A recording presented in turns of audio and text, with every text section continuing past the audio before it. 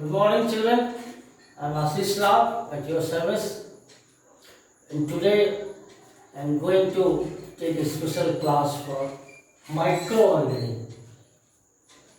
It is specially designed for standard 8 student. And this is the first chapter, microorganisms. Children, you might have learned so many times that microorganism. What is microorganism? The organism which cannot be seen through naked eye. It is very small microscopic organism. It is very difficult to see these organisms with the help of our eyes, like bacteria, fungi, protozoa, algae. These are microorganisms, children. Human eye can distinguish an object if it is 100 millimeters. If an object is less than 100 mm, we cannot see it.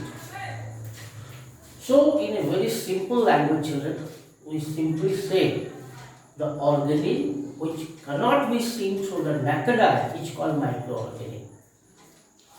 Virus, as far virus is concerned, children, it is not the true microorganism. Virus is a connecting link between living and non-living. So, the main microorganisms are bacteria, fungi, protozoa, etc. You can say algae. And the branch of science in which we study about microorganisms is called microbiology. Right now, children, we are going to explain about some important microorganisms. First of all is bacteria. Bacteria was discovered by Anton von Leeuwenhoek at the year of 1676. First time he had discovered bacteria. How we can define a bacteria, children? Bacteria are generally prokaryotic, unicellular, heterotrophic and microscopic organisms. It looks like this, children. It is outermost coverage is called cell wall. And just beside the cell wall, it has a plasma membrane, it has a flagella which acts as a locomotive organ, and its nucleus is not covered by nuclear membrane. That's why it is a prokaryotic cell. It has a circular DNA. Its nucleus is called incipient nucleus, which is not the true nucleus. And this is a basic idea about bacteria, children. They have different shape and size of bacteria found in the earth. So, children, on the basis of shape and size, the bacteria may be coccus, bacillus, vibrio or spirulum. All the rounded spherical bacteria are called coccus bacteria. If it is rod-shaped, it is said to be bacillus.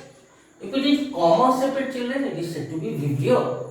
When it is a spiral, like this, it is said to be a spirulum. And children, this coccus bacteria further classified.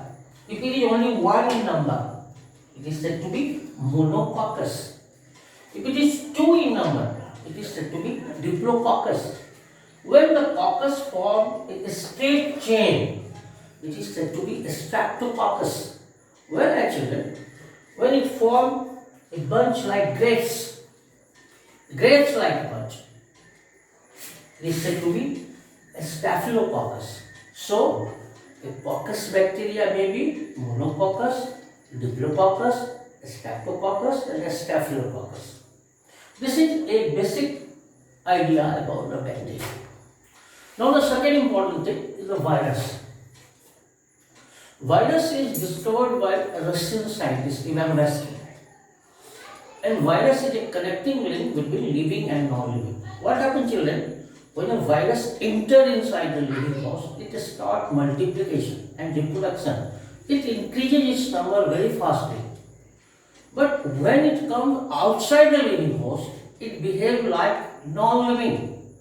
That's why, children, virus is connecting link between living and non-living. Here are three important diagrams of some viruses, children. This is a bacteriophage. The first diagram is the bacteriophage. Bacteriophage is not a bacteria. rather than it is a virus which attack on the bacteria. It has a hexagonal head-like structure which is covered by proteinous set. Its middle part having either RNA or DNA, is genetic material. It has a collar and overly covered by set. It has, these are tails through which it helps in locomotion. This is a normal diagram of a virus. The second important diagram is TMV, tobacco mosaic virus. It is found in the leaf of the tobacco. It has a core material which is made up of either RNA and it is made up of so many capsomeres. These are capsomeres. It is a protein-like structure of TMV, that is tobacco mosaic virus. Third, children, it is one of the important virus, that is AIDS virus. AIDS means acquired immunity deficiency syndrome. It is HIV, human immunodeficiency virus. Children, its middle part having a special RNA transcriptase enzyme. There are two enzymes of RNA transcriptase. It is covered by a protein set and its outermost orbit having so many glycoprotein codes. So this is an idea about AIDS virus, children. The third important thing is protozoa. These three diagram is protozoans. Proto means first and zoon means animal. The first protozoa is amoeba proteus, which is found in microscopic, found in fresh water. And it has an outermost layer, children, irregular in shape. It has plasma lemma and a nucleus which acts as a brain. It has a protoplasm. It has a pseudopodia, which is a locomotive organ of amoeba. It has a food vacuole which helps in intracellular digestion. The second important structure is paramecium. They are also called slipper animalcule. The most salient feature of paramecium, they have two nucleus. One is micronucleus, which is very small in size, and second is the macronucleus, which is kidney cell. Both the nucleus perform different type of activity. It has a mouth, which is called oral groove. It has a cilia, which help in locomotion. So cilia is the locomotive organ of paramecium, children. And it has a mouth, that is oral groove. It has a radiating canal, which help in osmoregulation, means balancing and water and salt. Third important structure, children, it is a euglena. Euglena, again, children, it is a connecting link between plant and animal. Why euglena is said to be a plant? Because it has a chloroplast. Besides chloroplast, it has all the structure are just similar like animal. That's why euglena is said to be a connecting link between plant and animal. The next important thing is fungi. Fungi is saprophyte and heterotroph. These are the three common fungi, children. Number one is rhizopus or bunker or bread mold. It is found in a thread-like structure. The hundreds of threads are found in a damp places. They are called saprophytes because they grow in dead and decaying substance and give their nutrition. And this stalk is said to be mycelium. When the one mycelium projected upward, it became thicker and said to be hyphae. Hyphae, children, terminated into columella, and each columella is covered by a bag-like structure, which is said to be spongiophore. And each spongiophore contains so many spores, and spores is the reproductive unit of rhizopus. The second important structure, children, is yeast is also known as Saccharomyces. It is a unicellular green algae. I'm very sorry, children. Yeast is a fungi. It is unicellular fungi.